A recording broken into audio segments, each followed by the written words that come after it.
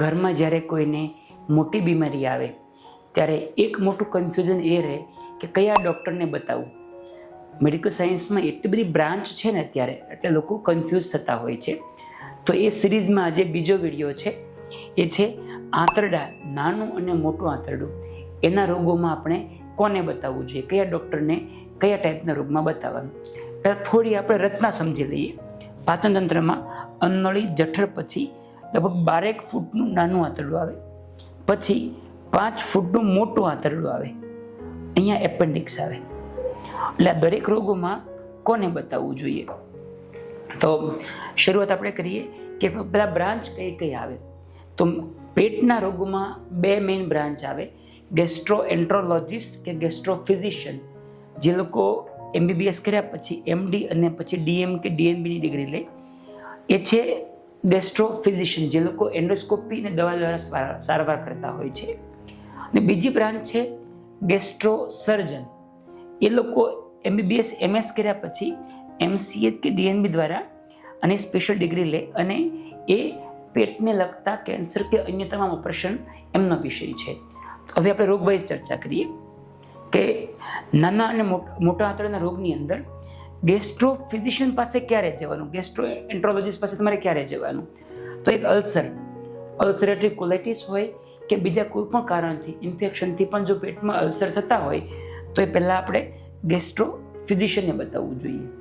એ જ રીતે બીજું કોઈ ઇન્ફેક્શન હોય, ડાયરિયા હોય તો તમે નાના ફેમિલી ડૉક્ટરને બતાવી શકો, MD ડૉક્ટરને બી બતાવી શકો. પરંતુ લાંબા સમયથી ડાયરિયા છે, એનું સોલ્યુશન નથી આવતું, પેટમાં બીજું કોઈ પણ ઇન્ફેક્શન હોય તો એ વિષય ગેસ્ટ્રોએન્ટ્રોલોજિસ્ટનો કહેવાય. ત્રીજી કેટેગરી છે ફંક્શનલ GI ડિસઓર્ડર, એટલે કે પાચનને લગતા પ્રોબ્લેમ, જેની અંદર અપચો થાય, જમ્યા પછી ગેસ, કબજિયાત, પેટ ફૂલી જવું, આ બધા રોગની અંદર પણ ગેસ્ટ્રોએન્ટ્રોલોજિસ્ટનો રોલ હોય છે.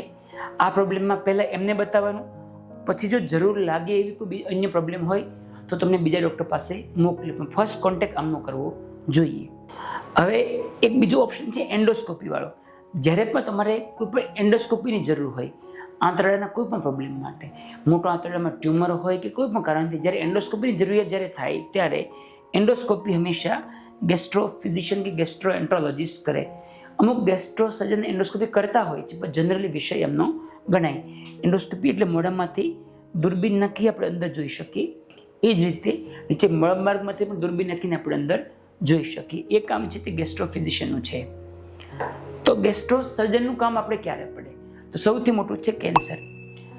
અન્નળી, જઠર, નાનું આંતરડું, મોટું આંતરડું, પાચનતંત્રના દરેક કેન્સરમાં જે મુખ્ય નિર્ણય હોય તે ગેસ્ટ્રોસર્જન લે. પછી એમાં જેની જરૂરિયાત એની પાસે તમને મોકલે, કિમોથેરાપી તો એની પાસે મોકલે, પણ પ્રાઇમરી નિર્ણય એમનો હોય. બીજું, આંતરડામાં ઓબ્સ્ટ્રક્શન હોય, રસ્તો કોઈ જગ્યાએ બ્લોક થાય કે કાણું પડી જાય, એ આપણે અલગથી જોઈએ એક્ઝેક્ટલી શું હોય તે.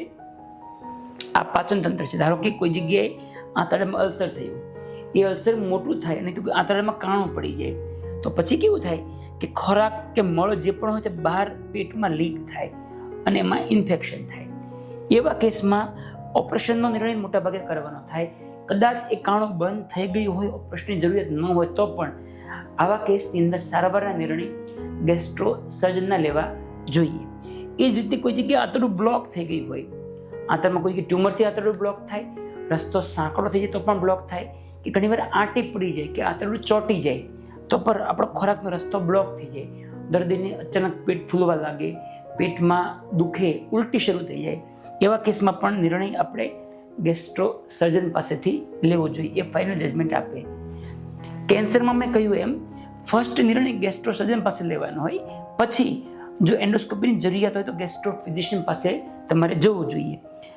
જો કિમોથેરાપીની જરૂરિયાત હોય તો કિમોથેરાપીનો જે પણ સારવાર છે, ઇમ્યુનોથેરાપી, કિમોથેરાપી હોય કે ટાર્ગેટ થેરાપી કે આવી કોઈ પણ દવા દ્વારા કેન્સરની સારવાર હોય, એ હંમેશા મેડિકલ ઓન્કોલોજીસ્ટ કે ઓન્કોફિઝિશિયનનો વિષય ગણાઈએ. જો રેડિયેશન કે શેક લેવાનો હોય તો રેડિયોથેરાપિસ્ટ પાસે જવું જોઈએ, એ ફાઇનલ નિર્ણય કરે. અને જો ઓપરેશન હોય તો ગેસ્ટ્રોસર્જન એનો મેઇન નિર્ણય કરે. ઓન્કોસર્જન પણ આ કામ કરતા હોય, પરંતુ મેઇનલી આ કામ રૂટીનલી ગેસ્ટ્રોસર્જનનું ગણાય. એક બીજી વાત મિત્રો કેવી છે, તમને ઘણો ખરો આમાં આઈડિયા તો આવી ગયો હશે, પણ ઘણી બધી લોકો શું ભૂલ કરતા હોય કે જે ડૉક્ટર જે જગ્યાએ રૂટીનલી કામ કરતા હોય, દાખલા તરીકે તમારે એન્ડોસ્કોપિસ્ટનું કામ છે તો એ જ્યાં બેસીને રૂટીનલી ત્યાં કામ કરતા હોય, તમે ત્યાં જશો તો ડૉક્ટર માટે સરળ પડે, પ્લસ એ રોજ ત્યાં કામ કરે છે એટલે કામની ક્વોલિટી હંમેશા બેટર આપી શકે. એટલે મેં જે બી સ્પેશિયાલિટી બતાવી તમને, ધારો કે તમારે કેમોથેરાપી આપવાની છે તો હું ગેસ્ટ્રો સર્જન તરીકે એવું કે તમે મારે ત્યાં આવી અને હું ડૉક્ટરને બોલાવીશ તો એ જનરલી અમે પ્રિફર નથી કરતા. અમે એવું કહીએ કે કેમોથેરાપીના ડૉક્ટર જ્યાં સૌથી વધારે કમ્ફર્ટેબલ હોય તમે ત્યાં જાઓ, કારણ કે એ રૂટીનલી રોજ ત્યાં કામ કરે છે, તમને બેટર ક્વોલિટી આપી શકશે. તો મિત્રો તમને ઘણો ખરો આઈડિયા આવ્યો હશે હવે કે નાના અને મોટા આંતરડાના રોગમાં કયા ડૉક્ટરને બતાવવું જોઈએ અને કોની પાસેથી સારવારના નિર્ણય લેવાય. તમને હજુ બી કંઈ કન્ફ્યુઝન હોય તો કોમેન્ટમાં મને જરૂર જણાવશો, અમે એમાં આન્સર આપશું. ધન્યવાદ.